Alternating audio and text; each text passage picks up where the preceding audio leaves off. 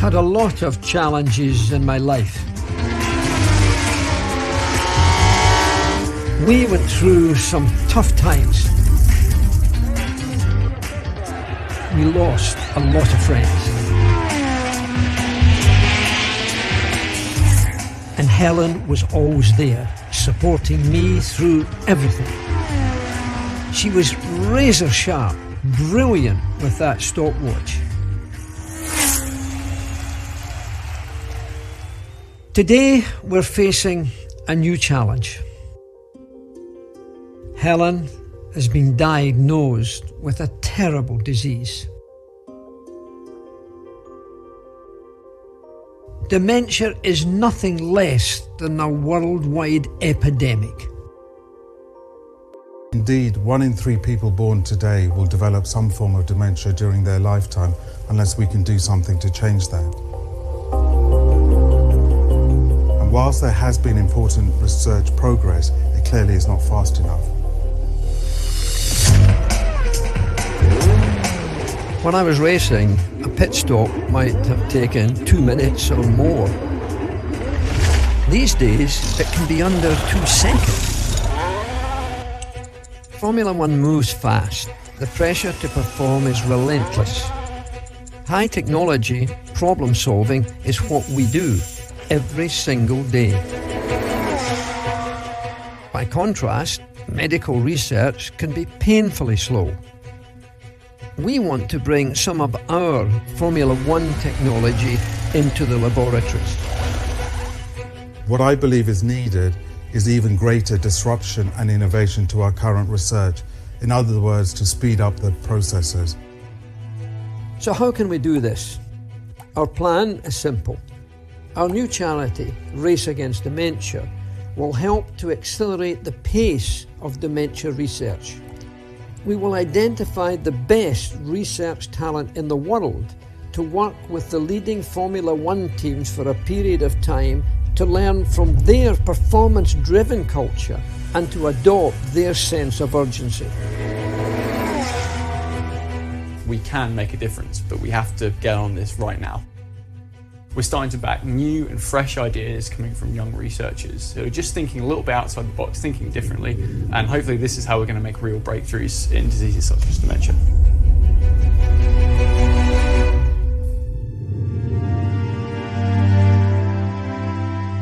This is the greatest challenge I've ever faced. Let's beat dementia together.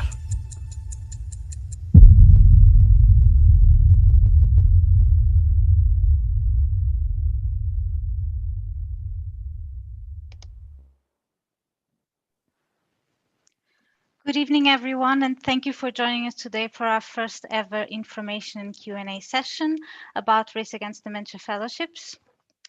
I'll just share my screen with you.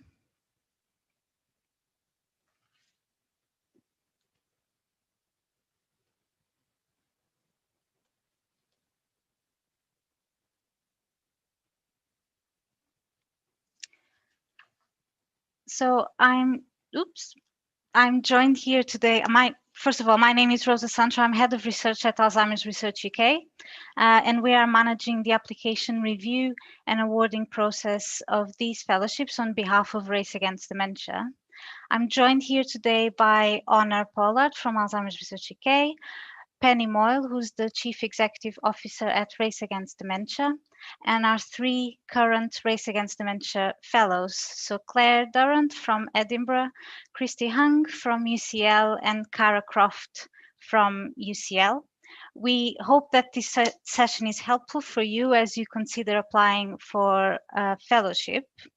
And what I'll start by highlighting just some key aspects of the process of applying, but then I'll hand over to Penny, who can tell you a little bit more about the motivations behind launching this scheme with Sir Jackie Stewart and what RADs are looking for in a fellow. But then we'll open up for any questions that you have, and you can submit your questions by using the Q&A box on Zoom. Claire, Christy and Cara have gone through the process of applying and going to the interview, and they've also been fellows for just over a year, so you can ask them any questions you have about the process and what it's like to be a RAD fellow. Rosa, just before you move on, we can see your notes instead of the full screen of your presentation. Oh, sorry about that.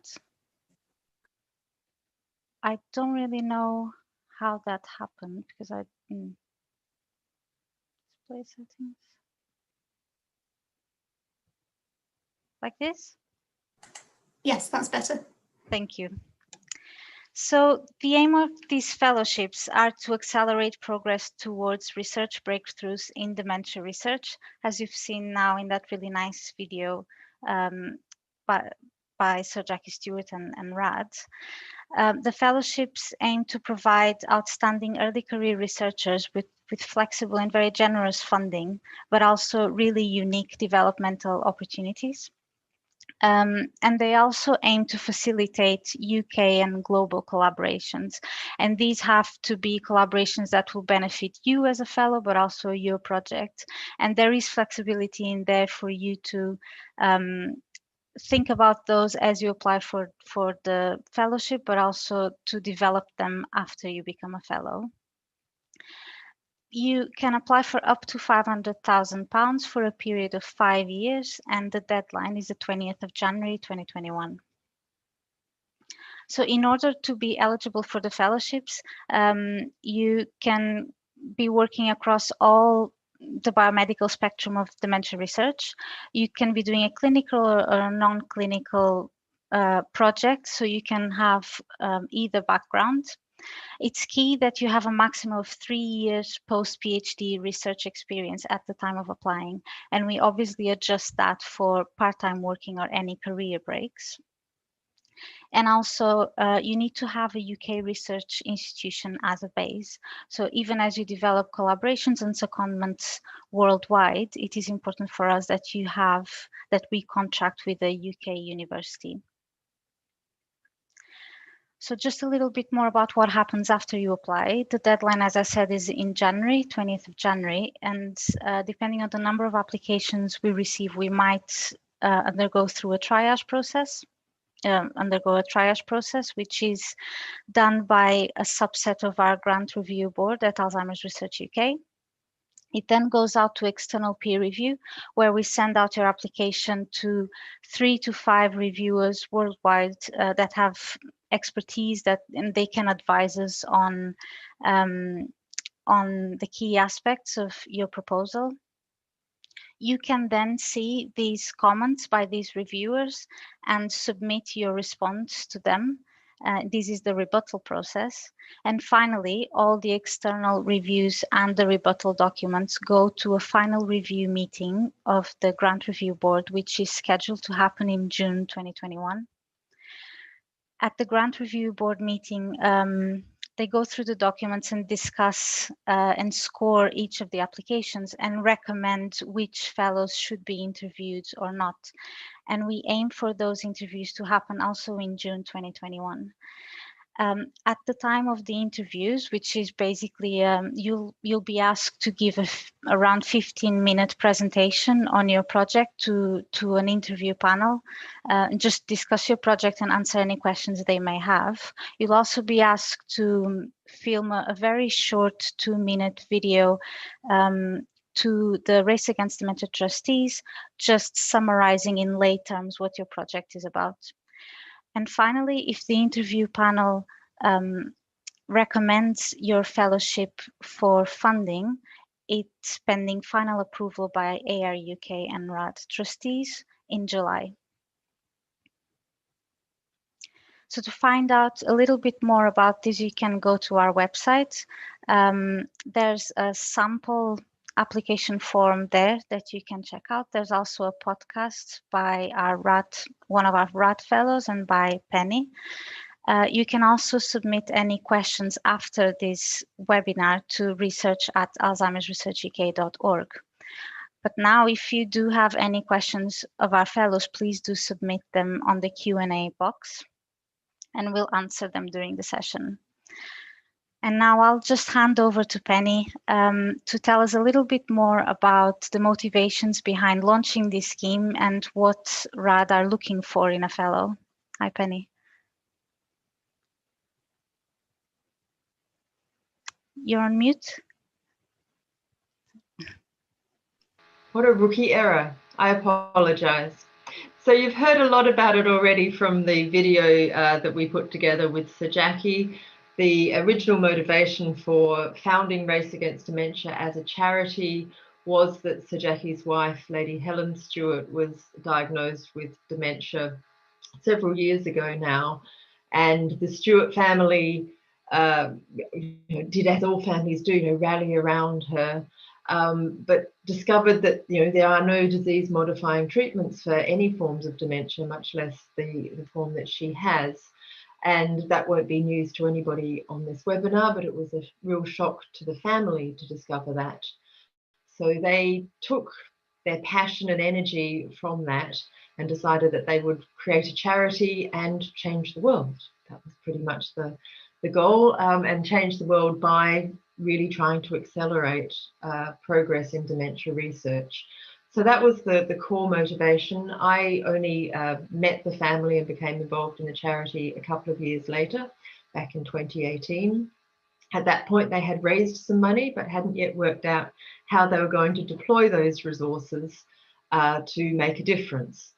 So I worked very closely with Alzheimer's Research UK, who had actually been helpful to the Stewart family in the setting up of Race Against Dementia already. So that initial collaboration predated me, but my first job was really to put some form to that.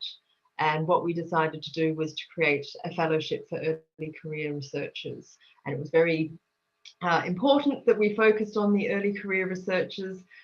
Focusing on youth is part of the way Sir Jackie would describe what we do. Sometimes that conjures up pictures of much younger people, but when you're 81, actually being in your mid-50s as I am also counts as youth. So anyway, we focused on early career researchers, and looking in that postdoctoral fellowship space, we wanted to make something that would be attracting the best and brightest. You hear all the sort of superlatives around wanting to get the most outstanding, the best talent in the world. So we knew we wanted to create something special as a fellowship. We looked at a few key variables. So one of the things was to make it a 5-year fellowship rather than the more regular 3-year fellowships. Another was to set it up to enable international collaboration, because we do think collaboration is at the heart of what's going to make a difference here. And quite often, particularly at the early career stage, funding is really quite tight. So we wanted to make funding sufficiently generous to really enable that collaboration, not just to put it out there as an aspiration and then have researchers spend time needing to find other grants to enable that to actually happen. So that was another key part of it. As Rosa was saying, we do need to have that connection with a UK institution, but we really very much encourage and want people to spend some time somewhere else in the world, and or just working with people who are based somewhere else in the world. So that could be a secondment, or it could be simply having those networks created and being able to communicate and work with people elsewhere, so that we're really sort of developing the idea of this being a worldwide problem to which we want to, get the world joined together to find a solution. So we then in 2019, we appointed our first 3 fellows, and I'll be getting them to speak more in a moment. So they've been with us just over a year, and we're now looking to appoint some more through this particular program. In the meantime, we have a couple of other programs up and running. So we have another fellow who works at the Mayo Clinic, so it's through a slightly different program. And we've got 2 more who will shortly be appointed in Australia. So we're really developing a bit of a global team within the Race Against Dementia group.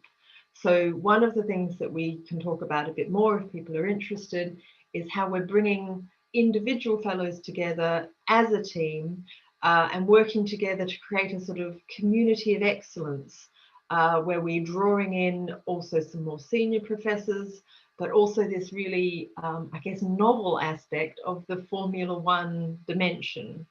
So Sir Jackie's way of him expressing it was, we want to inject Formula One attitude into dementia research. So that sense of pace and urgency and attention to detail. I think there's also some great technology out there that's being developed in Formula One that maybe actually can be applied to certain aspects of dementia research.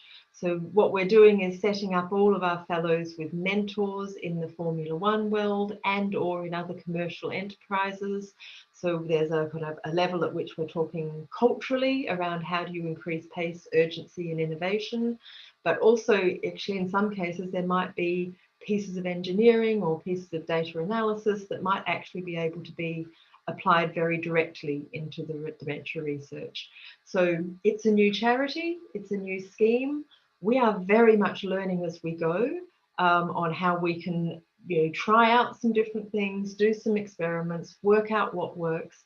And if we can develop some things that work in terms of connections with the external world or connections between different fellows or connections across the world, then we'll want to share that and replicate it as well. So I see ourselves as a bit of an experiment, as well as obviously the science that goes on as funded by us in the different labs. So with that, I think it's probably given people enough time to think about some questions. So I'll hand back to Rosa. Thank you, Penny. That's been really helpful background, and it's a great experiment, by the way. We do already have lots of questions, and I'll start with the first one, which is, in case of a successful fellowship, when will be the approximate starting date? And I can answer that. We would normally expect that the start date is within 6 months of awarding the fellowship. So if we award it in July, we would expect you to start around maximum January, February. Or, however, there is flexibility in that. It depends a lot on when your current funding ends. So do just email us if that wouldn't work for you. And also, if you decide to start the fellowship much after July 2021, it would be really helpful if you could still be available for any opportunities that RAD has in place for their fellows. I guess, Penny, maybe you can just talk about a bit more about what those could be, but I guess developmental opportunities, visits, things like that. Yeah, so just by way of example, and I think it's part of an experiment that worked well last time, was very early on in the fellowships last time. We brought our fellows together, and actually there's a picture that goes with the blog on the Dementia Researcher website at the moment of the 3 fellows with Sir Jackie and a racing car at Red Bull Racing. So that was really a very early part of the induction process. I'm thinking we'll probably do something quite similar. So what would be good is if we could plan to do something like that in maybe September, October next year. And even if people weren't ready yet to take up the funding, if people could be available, then it'd be great to be able to sort of kick off the academic year with another induction of some kind. Thank you. Then the next one is, how important is it to have an international collaboration fully set up? As a lab, we currently don't have a suitable international collaborator and would have to approach a new one, most likely an industrial partner. This could take some time to set up, and I worry I would not be able to confirm this before the deadline. So again, Penny or any of the fellows, would you be able to comment on the collaborations you have in place, and Penny, what you expect from the collaborations and if they need to be international? So if I would just start by saying, no, you don't have to have it all set up before you submit your application, but we would very much like you to be thinking along those lines, so that that will be something that you'll incorporate through the 5 years that you may well be funded. So you don't need to have it all lined up before day one. But I would turn to the fellows to actually talk about what they're doing along those lines, maybe starting with Cara, who's currently being international. Yeah, so I did have mine set up prior to applying, and I intended to spend around 18 months to 2 years at the University of Florida, where I am now, before then returning to UCL for the rest of my fellowship. But I think even if you're thinking of having an international collaboration, if there is someone out there who will give you that letter of support to say, yes, at some point we can really see this going into a collaboration, I think that's all you kind of really need to show that you are thinking about it and that you are networking and thinking about either working in other labs for a short amount of time, like it can just be a small trip, which I'm sure Claire will be able to explain about some of her secondments, or it can be a full kind of research period of 18 months to 2 years like I've taken, but it's just more kind of thinking about it and seeing what other researchers could bring to your project. Absolutely, to sort of echo what Cara said, again, I had set up stuff beforehand, but you know, we're not talking about that you need formal agreements signed, you don't need all the health and safety ticked off at the university and all your HR stuff done. It's a question of, can you approach people outside of your previous environment? Because, you know, one thing they really want us to do is to develop as individuals, not necessarily as where we've previously come from or working along the same lines that we always have. It's about your ideas and seeing how you can expand that to, you know, develop your ideas alongside other people. So for me, I found several different collaborators, both from industry and from academia. And one of my most successful ones has been a couple of really short trips. You know, we're talking, you know, days to weeks, popping over to Germany to learn some techniques and bringing that back. But, you know, in the age of coronavirus, things like virtual collaborations and being able to pick up the phone and chatting to them, that is still international collaborations. Physically being somewhere doesn't necessarily mean you're doing better work than, you know, interacting. As actually the three of us fellows here, we've been chatting more over Zoom than actually even when we were able to meet in person. So it's not a case that everything has to be signed, sealed and delivered, but there has to be an element of, look, I'm looking to expand my science in a way that's not just a repeat of what I've done in my previous lab with my previous collaborators. Yeah, so in that sense, it's more of a mindset that we're looking for at the point of application and interview, and ideas, than necessarily having everything tied down. Christy, did you want to add anything to give you a voice in the room? Yeah, so for me, I also have a mentor at a biotech company in Boston. So my plan is to visit the company during the third year of my fellowship. So I agree with what Penny, Claire, and Cara just said. I think it's more like about the mentality to start building up your own research team. I think it's a fantastic opportunity as a transition to an independent career to start building up your research network. Great, thank you all. Then the next question is it possible to have a US-based research institution with a UK collaborator, or must the researcher be primarily based in the UK? I'm afraid that for administrative reasons, we will need to be able to contract with the university in the UK. So you'll need to be primarily based in the UK. But again, just email us if you have very particular circumstances that you'd like us to think about. And then one question about the application form. There is a section in the application form where one is asked to submit response to address the board's concerns in a previously rejected application. If the concerns were in the methods section and one addresses those concerns in the resubmission section, does one need to also put those details in the experimental plan of the application? I think I can answer that one. No, you don't. If you don't need to repeat yourself, if you are going to write about that in the resubmission section, you can just refer back to it when you get to the methods section, and so you don't need to just duplicate information. And finally, on your website, it says that the fellowship should be entirely committed, the fellow should be entirely committed to the work proposed in the application.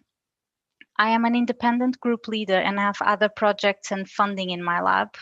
Would I be disqualified from the fellowship?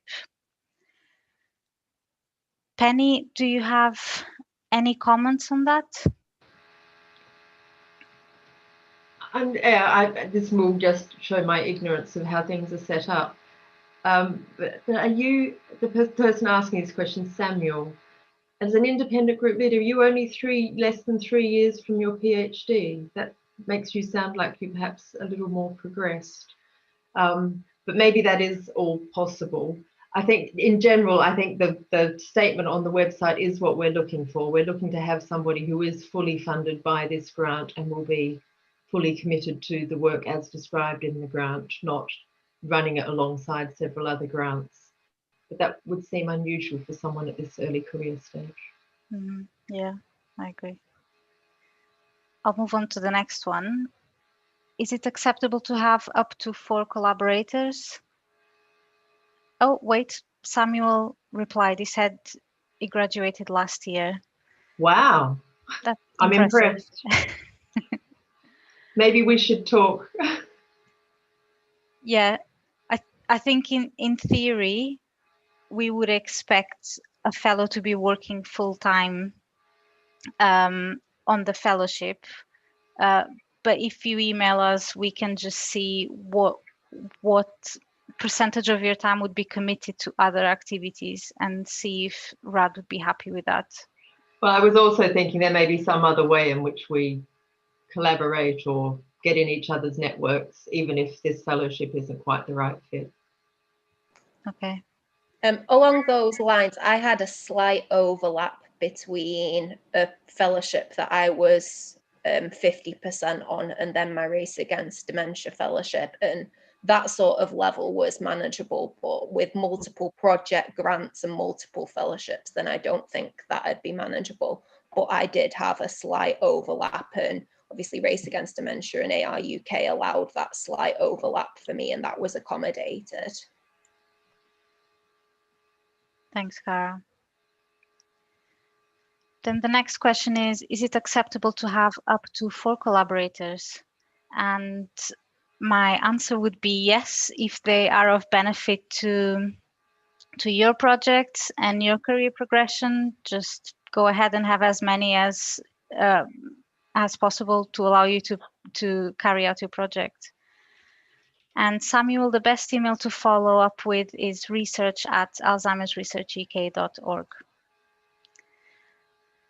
And now I wonder, Penny and fellows, if you want to elaborate a little bit more on the sort of developmental and career progression opportunities that RAD has provided so far. And Penny, you mentioned that you're trying to bring fellows together as a team, regardless of when they've started their fellowship. So could you talk a little bit more about that? Sure, it's probably better that they talk about it than me. Okay. But if we let's go sort of historically. So the first get together we had was, as I say, at the kickoff of their fellowships that involved both a visit to Red Bull Racing and then a half day where we talked about how we might go about this idea of accelerating dementia research by applying Formula One attitude. So all 3 of you were there. I put in the sort of background work to create the day, but you're probably much better placed to say whether it was any use to you. Claire, would you like to go first? Absolutely. I mean, this fellowship really is unique in that you get a chance to see inside so many different industries and also just have a chance to really develop yourself as an individual rather than necessarily as sort of a cog in a larger lab. So whilst we're still at a relatively early stage in our career, the opportunities that have been provided to us have been absolutely huge. So, for example, as Penny just mentioned, one of the first things we did, we were taken on a tour of the Red Bull Racing facilities just to see how they work as a team under some incredibly stressful environments and the innovation that comes out of that. And this really, big group, big problem, rapid solution kind of focus that they have, which really we're hoping to emulate as fellows. But as individuals as well, we've all been through things like leadership training, speech and presentation training. We even have sort of life coaches who are kind of helping us with things like stress management. So really there's no aspect of our development that seems too small or too large for Race Against Dementia to help us with. And even just over the last year, it's been hugely beneficial just to see all of the opportunities come to light, really.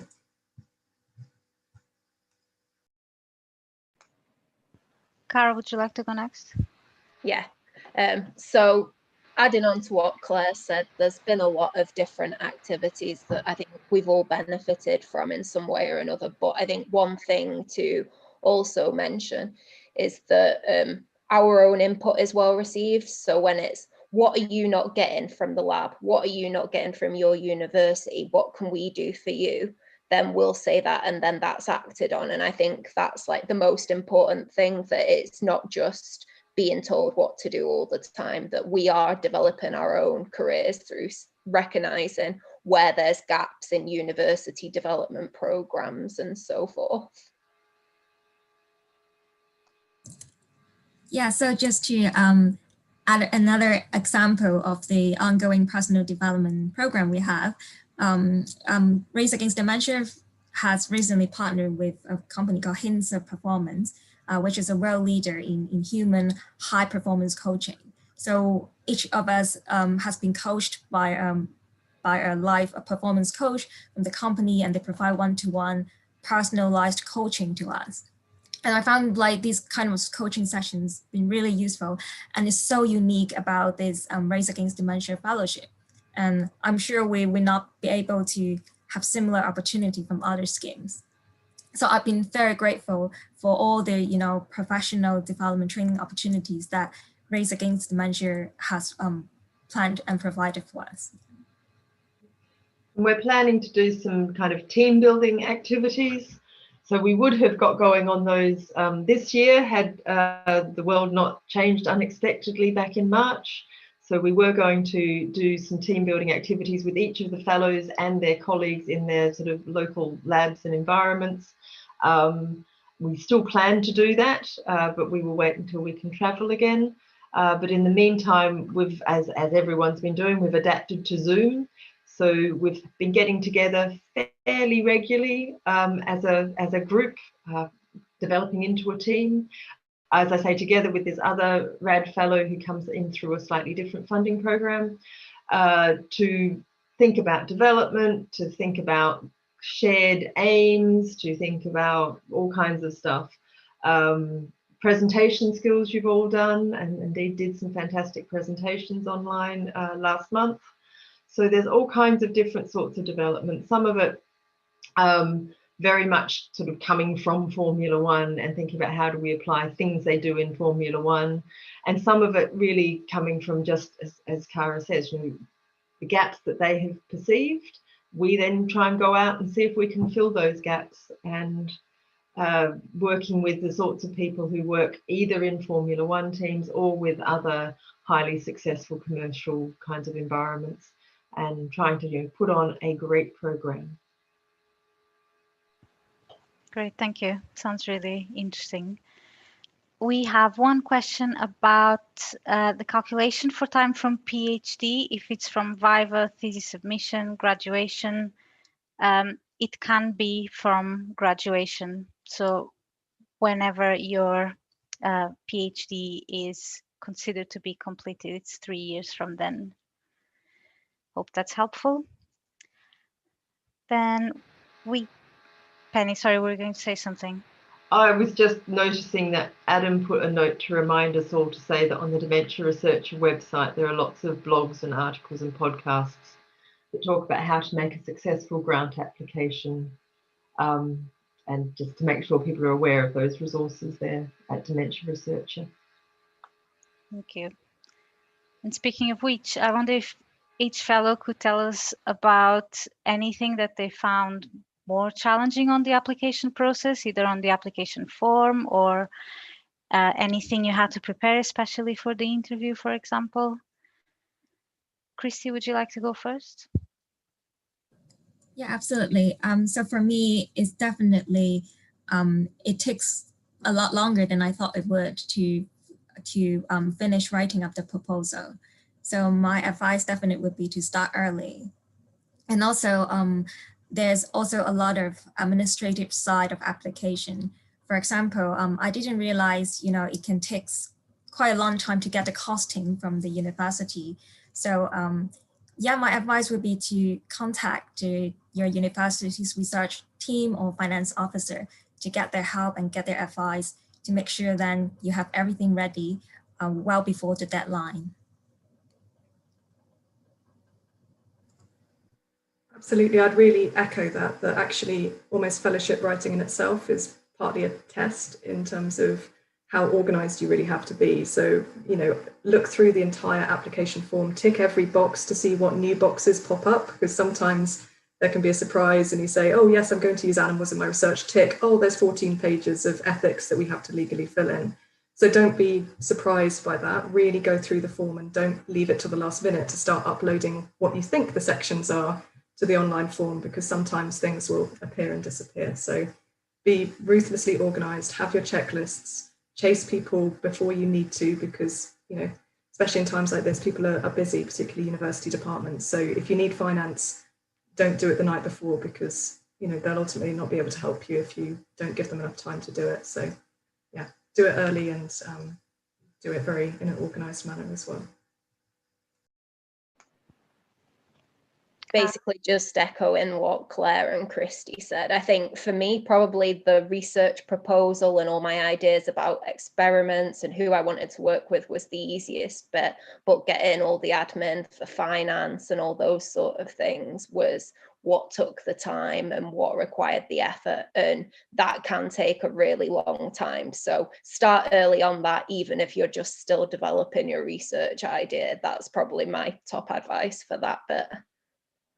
And also sometimes, like, depending on your institution, there can be internal deadlines where they will just refuse to submit your application.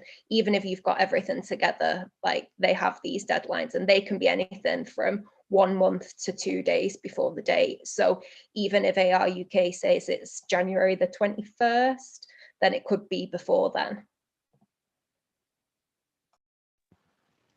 Thank you all.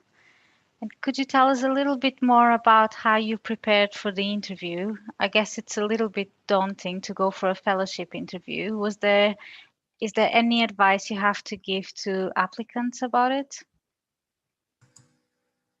Absolutely. For me, it's a case of practice, because it is terrifying. The first time you stand up and have someone really ask you very, very direct, you know, usually at the end of a seminar, for example, we're used to kind of curious questions, whereas here we're getting testing questions, which is a very different feeling. And for me, I was really lucky. My previous PI was very supportive, and he basically got together an army of terrifying, quote, people, and their job was to be as terrifying as possible, such that my mock interviews were hell on earth, but the most useful things on, you know, in the world. And then you come to the real interview and they just want you to succeed. And you've really practiced, you really know your stuff, you've got used to answering things under pressure. And it's not your first rodeo by the time you walk through that door, because, you know, sometimes, you know, they're not looking to trip you up in an interview, but they will look to test you occasionally. And it won't be every question, but 1 or 2 will be designed to probe you. And if you've kind of been through that experience before, it's not, you know, it's not a surprising experience. And actually, I don't know about the other 2, but for me, the real interview was far less scary than the mock interviews, and was actually a relatively enjoyable experience by the end of it.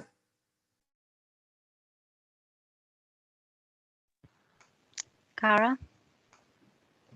So along those lines, I was so nervous for my interview, but obviously it turned out okay. But I think the main thing is knowing your project inside out, knowing why you want to do these things. I think I'd gone into the interview with a mindset that obviously there's the rebuttal process, and I think one of my reviewers really hated my research. So I was kind of going in with those thoughts, and that I had to defend my research, and the interview was a part of that process. But obviously I defended my rationale for doing things. I wasn't trying to be too ambitious, and that I knew that I could do all the things. So it was more just knowing your project inside out and knowing why you're doing these things. And the panel were really lovely. They want you to succeed, and there was nothing, like, no horrific questions, even though I was there really nervous. Yeah, so another thing that I think would be quite useful to make sure you have your file ready, bring a spare one on USB, because on the interview day, you'll be asked to present a 10-minute PowerPoint presentation on your project. For me, I decided to put some images and videos of the cells under the microscope, which looking back was quite risky, because I was quite worried that, you know, the audio or the movie may not play properly. So my advice would be to engage with AR UK early, maybe a day before the interview, to make sure whether you can actually be in the venue a little bit early to check, to make sure the computer can play the PowerPoint or any material you've included in your PowerPoint slides.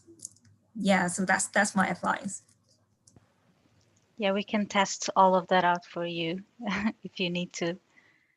I think we have one more question on the box.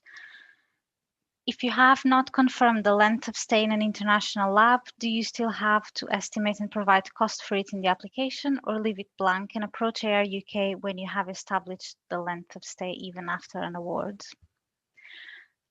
So we do aim for the fellowships to be flexible.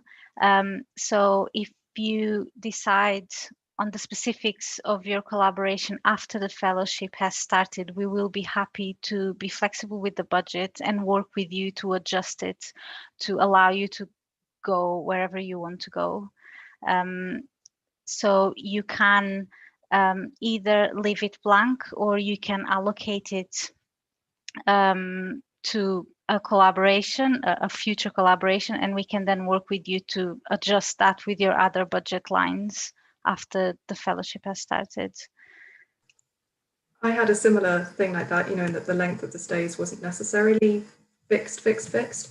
So for me, what I did is kind of, just to show an example of what I would expect potentially, I costed what the flights would be there and back, what, the cost of sort of several visits per year would be, the sort of average costs that might be associated with that. So it doesn't have to be an exact number, but I think it might help a little bit to kind of show some understanding that you're not budgeting £500 for an 8-month stay in the US or something. There has to be, because ultimately your budget's going to be carved up by so many things. It's sensible to make sure you're at least aware of roughly what your secondment might cost in terms of sort of basics, like getting there, so that you're not, underfunding other parts of your research, because ultimately things like animals and stuff will really eat into your money. So it's good to know that you have the capacity for 5 trips or 10 trips or 1 trip, depending on how far and how long you envisage going.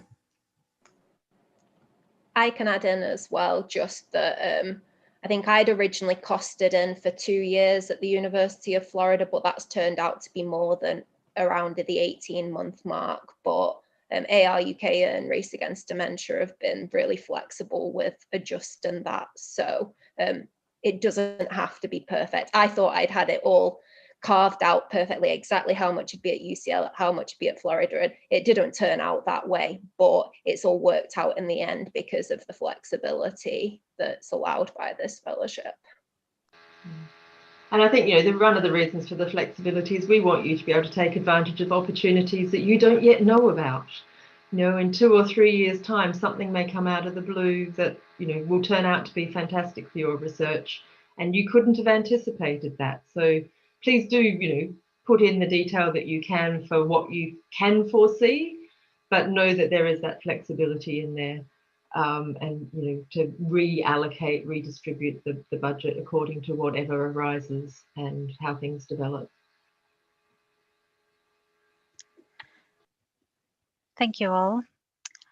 There aren't any other questions, and we're coming to the end of our time. So are there any last bits of wisdom that you'd like to share with potential applicants or advice? I think for me, just trust in yourself to an element. Obviously, fellowships are competitive, and don't take sort of feedback that you get really, really personally, because ultimately, all 3 of us will have had reviews and stuff that were quite negative at parts of our fellowship application, and all had doubts at one point or the other. But Cara and I met each other outside the interview, and we're both a complete wreck beforehand, and have both arrived about 3 hours early, and we're pacing up and down the street because we're paranoid about being late. So, we were all nervous too. So don't think of the other applicants as some kind of superhuman freaks that are just going to walk in and just walk the whole process. Everyone finds parts of it difficult. So just trust in yourself.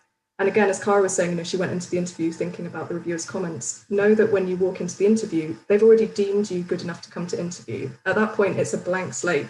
So at that point, you are proving yourself in an interview scenario, and they're looking at different things to what they're looking for in the application process. So you've already passed that bar of the application, and it's now down to you to show yourself at interview. So each stage you pass is kind of something banked behind you. So think of it that way, rather than necessarily a sort of last shove that someone's going to stick a knife in. It's really trying to get the best people, and the best people will often end up doing lots of different things or come round to Race Against Dementia in a different way. So yeah, I think just believe in the process and yourself, and my wisdom anyway.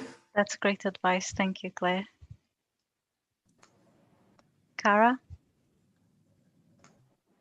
So I think just be aware that it's up to 5 years funding of around £100,000 a year, and that's a lot at 3 years post PhD, or even before that if you're applying 1 or 2 years after. To make the most of that, be somewhat ambitious with your idea, but also make sure that you are in line with what your mentors, whether they be in industry or academia, are doing.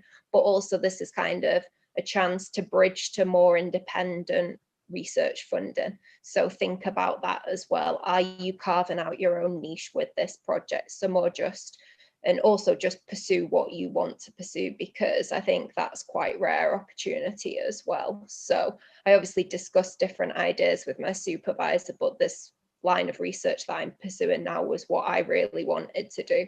And they were a little bit umming and ahhing about some parts of it. So just kind of knowing that I wanted to do that and carrying on worked out in the end. Thank you. Christy? Yes, for me is just believe in yourself, and don't let the nerve get the best of you. When you walk into the interview room, just trust yourself. Your project is so great, and I'm pretty sure the interview panel will feel your passion about science, about your project as well. So definitely just trust yourself and believe yourself, and yeah, and I think whatever the outcome is, I think as long as you have tried your best, then I think it's fine. Yeah. Great, thank you, Penny. Yeah, so I feel I've sat on the other side of those interviews, and I did know that people were a little nervous, but you all were brilliant on the day, as indeed were the other applicants who didn't make it through. So, it is a competitive thing. If you are feeling very nervous, don't let that worry you, because actually the people doing the interviews, they all know what it's like to be nervous as well. And they really do just want to ask you questions and hear you engage in your ideas, and are much more looking for your belief in what you're wanting to do, why you've chosen that particular area. I think what Cara was saying is just reminding me of actually that independence of, this is the thing that I most want to study because I've thought about it a lot, and I've identified an area that really needs to be properly explored, and I want my 5 years to be able to get on with that. That kind of thing actually carries a huge amount of weight when it comes to interview. And then there's that piece about communicating with my trustees, who are all lay people. So how you get across some of that passion, or all of that passion, with a sort of cut down version of the science, which you don't need to be perfect at from the very beginning, but it is an area we're really interested in, because I think engaging the public is a really important part of the overall research goals in the world. It's only by doing that that we can raise the funds that fund more research. So that's an interesting part too. So practice talking to your families at Christmas about how you do your research, and make sure that they can understand what you're on about. And I look forward to meeting some more people when we come to do interviews next summer. Yeah, me too. So thanks very much, everyone. If you have any other questions you'd like to ask us, you can email research@alzheimersresearchuk.org, and you can also discuss any particular circumstances you have. Also look out for a series of blogs on Dementia Researcher this week from each of our RAD fellows, and there's also a podcast on Dementia Researcher that you can listen to with Claire and Penny. And finally, thank you, Penny, Claire, and Karen, Christy, for coming and for answering all these questions. Thank you, Adam and Honor, for being backstage supporting us. And thanks, everyone. Bye.